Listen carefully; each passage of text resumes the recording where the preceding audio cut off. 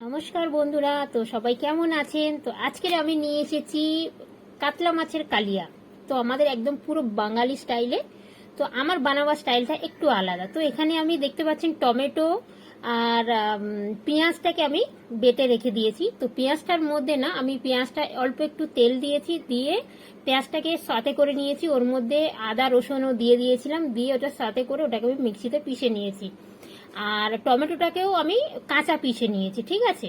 এবার মাছগুলোকে আমি ভাজি, এর আগে আমি নুন হলুদ মাখিয়ে রেখেছিলাম। তারপরে মাছগুলোকে ভালো করে গোল্ডেন ব্রাউন করে এটাকে ভেজে তুলে নিতে হবে। তো মাছগুলো তুলে নেওয়ার পরে ওটাকে আরো কিছু মাছ আছে যেটাকে আমি আবার তাওয়াতে দিয়ে দিচ্ছি, মানে ফ্রাই প্যানে ওটা ভাজা হচ্ছে। ততক্ষণ এই টমেটোর মধ্যে একটা মশলা মিক্স করে দিচ্ছি। তো এর মধ্যে প্রথমে হলুদ, লঙ্কার গুঁড়ো, জিরে ধনে পাউডার, একটু গরম মশলা আর একটু হচ্ছে কালি মির্চ পাউডার, ঠিক আছে। এগুলো সব দিয়ে ভালো করে এই টমেটোটাকে এটাকে পুরো মিক্স করে নিতে হবে, মশলাটা যাতে একটু ভিজে যায়, ঠিক আছে। তো এটাকে আমি এরকম করে মিক্স করে এটাকে আমি সাইডে রেখে দিচ্ছি। আর ওখানে যে কড়ার মধ্যে মাছটা ভাজা হয়ে গেছে, এবারে আমি এর মধ্যে কিছু ফোড়ন দেবো, যেরকম একটু জিরে, তেজপাতা আর কাঁচা লঙ্কা। ওটাকে দেবার পরে এবারে যে এই যে আমি মানে একটু সাথে করে যে পেঁয়াজ আর আদা রসুনটা পিষে রেখেছিলাম না, ওইটাকে কড়ার মধ্যে দিয়ে দিলাম, মানে ফ্রাই প্যানটার মধ্যে। আর এবার ওটাকে একটু করে 2-3 মিনিট ভাজবো। ভাজা যখন ওটা মোটামুটি একটু হয়ে যাবে, তখন এই যে মশলা মিক্স করা যে টমেটোর পেস্টটা ওইটা দিয়ে দিলাম। ওইটা দেবার পরে এটাকে খুব ভালো করে এবার ভাজতে হবে, মিক্স করতে হবে।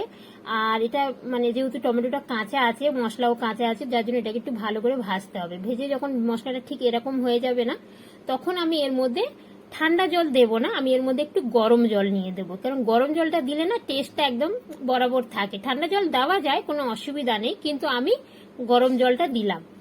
তো গরম জলটা দেওয়ার পরে এটা যখন খুব ভালো করে একটা ফুট এসে যাবে না, তো দেখতেই পাচ্ছেন। তো এর মধ্যে আমি লাস্টে মিলিয়েছি নুন। নুনটা আপনি আপনার স্বাদ অনুসার মেলাবেন। তো আমি আমার যতটা মানে দরকার ঝোলের মধ্যে ততটা আমি মিশিয়েছি, যাই হোক। তো এবারে আমি যখন ঝোলটা খুব ভালোভাবে ফুটে আসবে না, তখন এই ভাজা মাছগুলোকে দিয়ে দিতে হবে। দিয়ে ওপর থেকে একটুখানি আমি আবার ধনেপাতা দিচ্ছি।